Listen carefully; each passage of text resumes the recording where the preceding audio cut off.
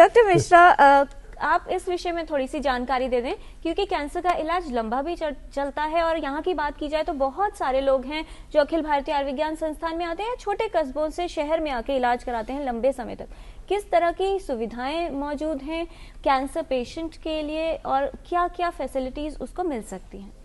बिल्कुल, दिल्ली में तो मैं कहूँगा कि ज़्यादातर जो हॉस्पिटल्स हैं, सरकारी और गैर सरकारी दोनों में कैंसर ट्रीटमेंट की बहुत अच्छी सुविधाएं उपलब्ध हैं जी। और बड़े शहरों में भी उपलब्ध हैं, बाकी जगहों पे भी। तो इसमें कोई ये भी नहीं करना चाहिए कि दिल्ली की तरफ ही जाना है। लखनऊ में, पटना में, सब जगह सुविधाएं हैं। बंगाल में चितरंजन कैंसर सेंटर है, साउथ में अडयार में कैंसर सेंटर है, बॉम्बे का टाटा सबको पता है, और गुजरात में और सभी जगह। और अभी जो भारत सरकार ने अभी निर्णय कुछ ऐसे लिए हैं, एक तो हमारा अखिल भारतीय आयुर्विज्ञान संस्थान के अंतर्गत ही एक नेशनल कैंसर इंस्टीट्यूट का गठन होने जा रहा है, जो अगले 4 वर्षों में बनके तैयार होगा और अपने में एक अनोखा 2000 करोड़ का ये प्रोजेक्ट है। इसके अलावा 57 और रीजनल जो कैंसर सेंटर की सुविधाएं बाकी जगह पे डेवलप करेंगे और 20 रीजनल सेंटर्स को अपग्रेड करने की जो प्रावधान किया है, और उसमें बहुत ज़्यादा एलोकेशन फंड्स भी अभी कैबिनेट ने अप्रूव किया है। तो समझता हूँ कि जो नॉन कम्युनिकेबल डिजीज़ पे अभी फोकस काफ़ी हुआ है इधर, चाहे वो कैंसर हो, चाहे वो डायबिटीज़ हो, हार्ट डिजीज़ हो, सभी पे बहुत ज़्यादा फोकस हो रहा है। और मैं समझता हूँ कि आने वाले 10 वर्षों में इसमें काफ़ी सुविधाएं और क्रिएट हो जाएंगी। बाकी ये सबको मैं एश्योर करना चाहता हूँ कि दिल्ली आने के बाद भी, जैसे CPA के अध्यक्षा बोल रही थी, ऐसा किसी को नहीं है कि इलाज उपलब्ध नहीं होगा अगर किसी के पास पैसा नहीं है। वो आ जाएंगे, उनको सबको कीमोथेरेपी चाहिए तो वो लग जाती है। सर्जरी में तो इतना कोई बहुत खर्च हमारे संस्थानों में या सरकारी संस्थानों में होता नहीं है। तो मैं समझता हूँ कि रेडियोथेरेपी भी लो कॉस्ट अवेलेबल है गवर्नमेंट सेक्टर में। तो मैं समझता हूँ कि परेशान होने की बात नहीं है। हाँ, ये नंबर्स की ज़रूर है, डेट कई बार होती है, तो वो तो अगर डिस्ट्रीब्यूट हो जाएंगे पेशेंट्स बाकी संस्थानों में तो उस पर भी काबू पाया जा सकता है। जैसा हम बार बार बता रहे हैं कि बहुत से हमारे दर्शकों के ईमेल आए हैं, प्रताप, चिन्मय, सुहास और इसके अलावा लक्ष्मी हैं, विकास हैं। हम तमाम दर्शकों के नाम तो नहीं ले पा रहे, लेकिन जितने भी ईमेल्स हमारे पास आए हैं हम इन तीनों विशेषज्ञों को भिजवा रहे हैं ताकि आपके प्रश्नों का उत्तर मिल जाए। और अब शुरू कर रहे हैं रैपिड फायर, यानी छोटे छोटे सवाल और छोटे छोटे जवाब। पहला सवाल डॉक्टर MC मिश्रा आपको जा रहा है। शरीर में उत्पन्न हर गांठ कैंसर होती है? नहीं। डॉक्टर जुल्का, यदि शरीर में उत्पन्न गांठ में दर्द हो तभी वो कैंसर होगा, अन्यथा नहीं? नहीं, ऐसा नहीं। डॉक्टर अग्रवाल, कैंसर का पारिवारिक इतिहास यानी फैमिली हिस्ट्री होने पर ही कैंसर हो सकता है, वरना नहीं होगा? ऐसा नहीं है। डॉक्टर मिश्रा, हेयर डाइज, एंटीपर्सिपिरेंट्स और डिओज से कैंसर हो सकता है? हाँ। डॉक्टर जुल्का, प्लास्टिक बॉक्स या कंटेनर्स और टिफिन में खाना या पानी गर्म करने से कैंसर हो सकता है? संभावना है। डॉक्टर अग्रवाल, तंबाकू, पान मसाला और बीड़ी सिगरेट से कैंसर का खतरा बढ़ता है? बिल्कुल बढ़ता है। डॉक्टर मिश्रा, क्या शराब के सेवन से कैंसर का खतरा बढ़ता है? हाँ जी। डॉक्टर जुल्का, कार्सिनोजेंस क्या है? कार्सिनोजेंस कई प्रकार के होते हैं, जैसे केमिकल कार्सिनोजेंस, फिजिकल कार्सिनोजेंस। उसमें हम देखते हैं कि ये जैसे केमिकल कंपाउंड्स हैं, ये जैसा कि नाइट्रोसामीन्स हैं, और ये सिगरेट जैसे पीते हैं उसमें भी कार्सिनोजेंस होते हैं, टार वगैरह। तो ये सब कार्सिनोजेंस, कैंसर जो प्रोड्यूसिंग सब्सटेंसेस, उसको हम कार्सिनोजन कहते हैं। जैसे पॉलीसाइक्लिक हाइड्रोकार्बन्स, ये भी कार्सिनोजन। डॉक्टर अग्रवाल, क्या ज्यादा तेल और घी का खाना खाने से कैंसर का खतरा बढ़ जाता है? इससे बढ़ सकता है, क्योंकि मेटाबॉलिक एक्टिविटीज कम होती है और ओबेसिटी बढ़ जाती है, तो इससे रिलेटेड है इसका आंसर। डॉक्टर मिश्रा, यदि फैमिली हिस्ट्री हो तो महिला में स्तन कैंसर का खतरा बढ़ जाएगा? हाँ जी, बिल्कुल। डॉक्टर जुल्का, कम उम्र में गर्भधारण और HPV इन्फेक्शन से सर्वाइकल कैंसर का खतरा बढ़ जाता है? हाँ।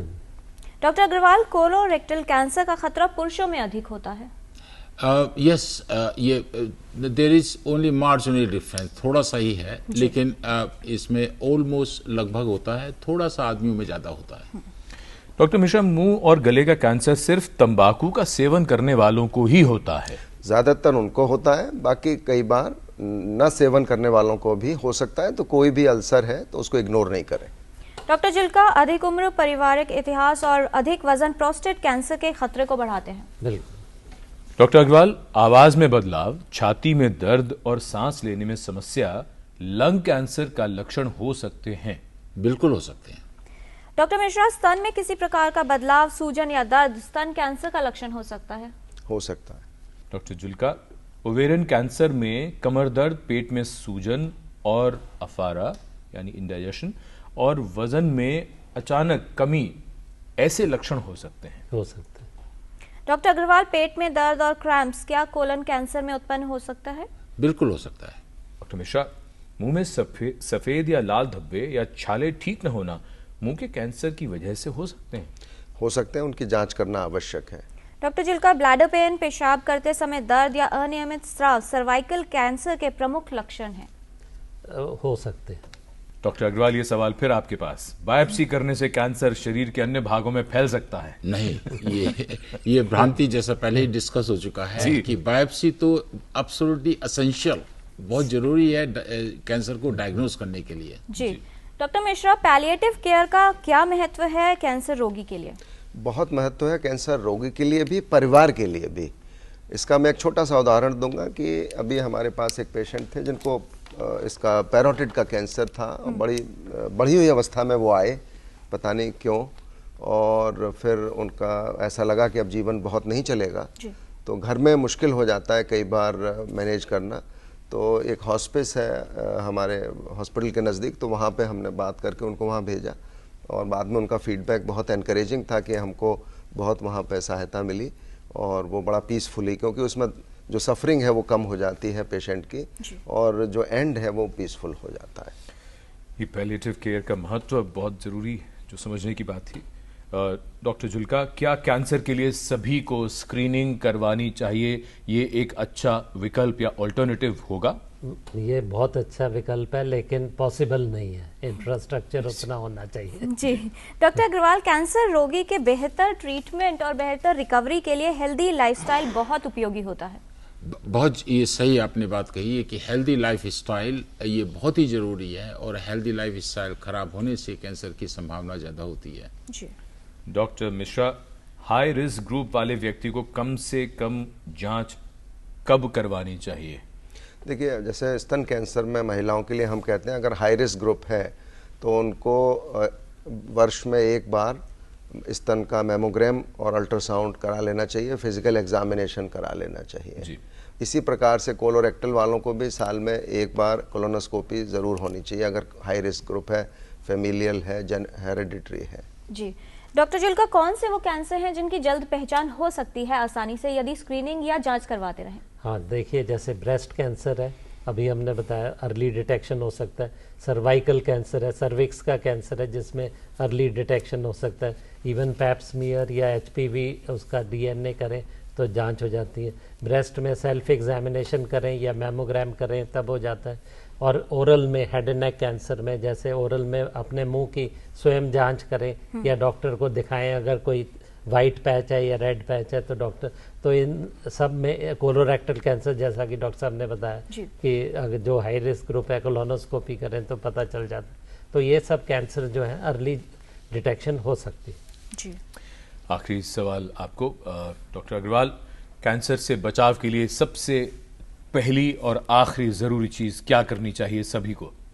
सबसे पहले ये है कि बचाव के लिए तो जो रिस्क फैक्टर्स हैं जिससे ज़्यादा संभावना होती है वो ख़त्म करनी चाहिए। जैसे कि लंग्स में टोबैको जो है बहुत ही इम्पोर्टेंट है, वेदर इट इज़ स्मोकिंग से हो या मुंह में गुटखा खाने से हो, ये बिल्कुल आदत बहुत ख़राब है और ख़त्म कर देनी चाहिए।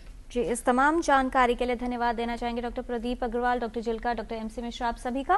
विस्तार से ये थी जानकारी कैंसर के बारे में। ज़रूरी ये है कि इससे बचाव हो सके, लेकिन साथ ही अगर कैंसर हो जाता है तो बहुत ज़रूरी है कि जल्द इलाज शुरू करवाएं जिससे उसका जो इलाज है वो बेहतर तरीके से हो जाए और सक्सेस रेट भी बेहतर होगा।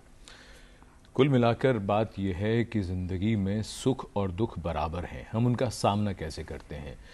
हम स्वस्थ भी रहते हैं, हम बीमार भी पड़ते हैं, लेकिन बीमारी के ख़तरों को, बीमारी के लक्षणों को शुरुआत में ही पहचानना और सबसे बड़ी चीज़ है कि एक एक्टिव लाइफस्टाइल लीड करना बहुत ज़रूरी है। तो बिल्कुल भी अपने आप को ऐसा ना छोड़िए कि जिससे लोग ये कहें भाई क्या बात है, आप सैर को क्यों नहीं जाते। तो कल से ही, बल्कि आज से ही शुरू करें और कैंसर के खिलाफ लड़ाई में जागरूक बने।